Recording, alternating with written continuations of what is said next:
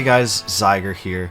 This one goes out to all the Barbarians, because lots of players are rolling a Barbarian in Diablo 4, but lots of people are also wondering which stats to stack. And let's face it, Diablo 4 gives you a lot of options to choose from. So I finally got into level 100 after blasting a ton of nightmare dungeons, doing hell tides, and other content. So I'm bringing you this video to articulate the top 5 stats that every Barbarian, regardless of build, must stack. So let's get right into it. The 5th most important stat to stack as a Barbarian is vulnerable damage. Now, as you can see here, every single weapon of mine has vulnerable damage. And what makes it so special is that it's in its own damage bucket. And that refers to how these damage modifiers are categorized, because things like core skill damage, close damage, damage to crowd control enemies, damage to bleeding enemies, etc., those are all in a bucket, but vulnerable damage is in its own damage bucket. That makes it even more valuable than every other modifier except one more, which will be the next one. Now, you can get vulnerable damage on every weapon. If your weapon doesn't have it, make sure to roll it onto that weapon via the enchant functionality. To make enemies vulnerable, various different builds have different ways of doing that. For the Whirlwind Barbarian, it's through the pressure point passive as well as the exploit glyph. So vulnerable damage modifiers is going to make your damage skyrocket, do so much more damage to all the enemies inflicted with vulnerable, and that's why that's the 5th ranked stat that you have to stack as a Barbarian. Alright, let's get into number 4. The 4th most important stat to stack as a Barbarian is critical strike damage. Now, same kind of boat where compared to vulnerable damage when it comes to critical strike damage, because it is on every one of your weapons.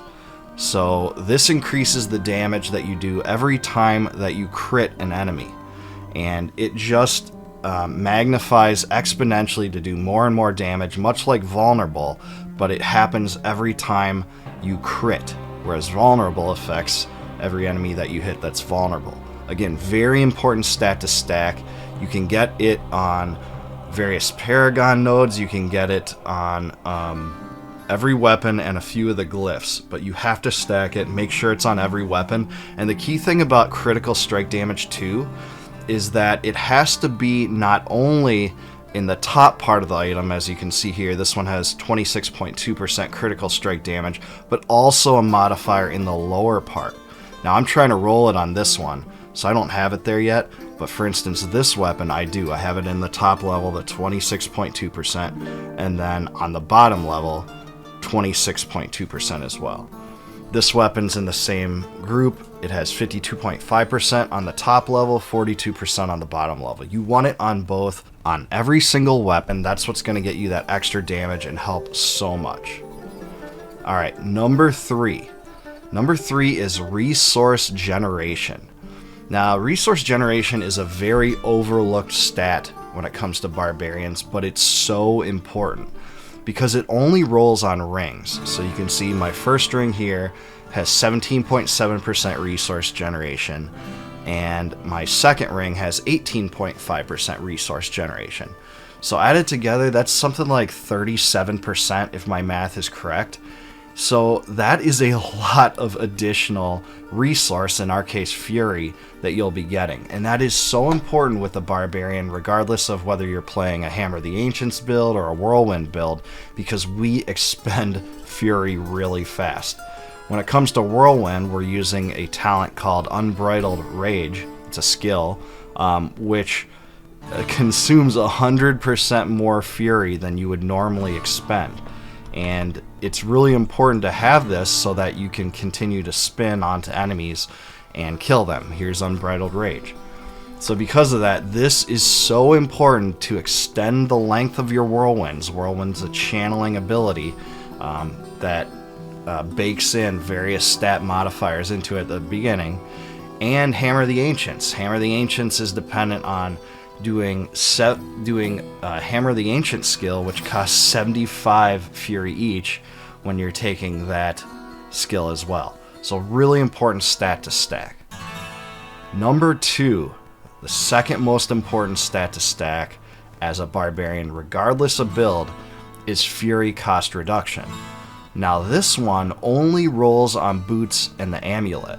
So right here on my boots, I have 10.3% Fury cost reduction. That's actually a max roll for this item. This item is only an item power 729 prior to my upgrades, but it will go higher if you have a higher item power item. On my neck, I have it at 20.9%. So added together, that's about 31%, give or take, Fury cost reduction. This functions pretty similarly to resource generation, except this just means it costs less Fury per Fury that you expend via your core skill, which in my case is Whirlwind. Hammer the Ancients, it would do the same thing. But this only rolls on the boots and amulet. You have to have this roll on both your boots and amulet. It's extremely important to have this. You're gonna be rage starved if you don't have this and resource generation.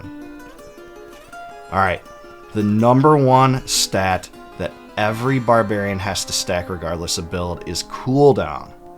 Now Cooldown is so important in this game, and Blizzard seems to have made a conscientious effort to remove cooldown as a possibility on many pieces of gear, much like was the case in Diablo 3. In Diablo 4, cooldown will only roll on your helmet and your amulet. So here, my helmet, I have 14% cooldown reduction. The max for this item is 14.6, so I have almost the max there. And then on the amulet, I have 12.3%. So added together, that's about 26% cooldown reduction. I can't express how important this is. That's why this is ranked number one. You absolutely have to have this roll on both the helmet and amulet, because cooldown is going to affect so much. And by so much, it's literally all the abilities that you're using on your bar, except for your generator and your core skill, which is Whirlwind. So this is going to make sure that your shouts come up more often. So not only does that mean that your Fury regeneration will go up because you'll be able to get Rallying Cry up, you'll be able to do War Cry more, which means that you'll be doing more damage more often, more uptime on War Cry. Also, you'll have more uptime on Challenging Shout, which allows you to take much less damage overall.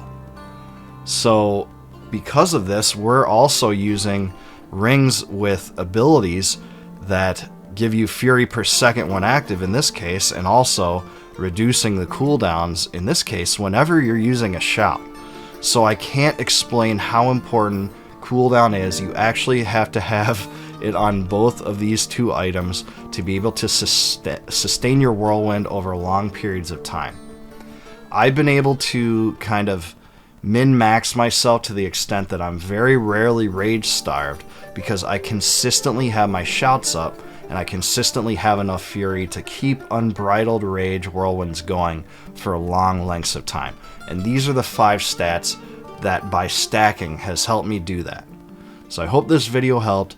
If you enjoy it, please like the video and subscribe to the channel for more Diablo 4 and retro gaming content.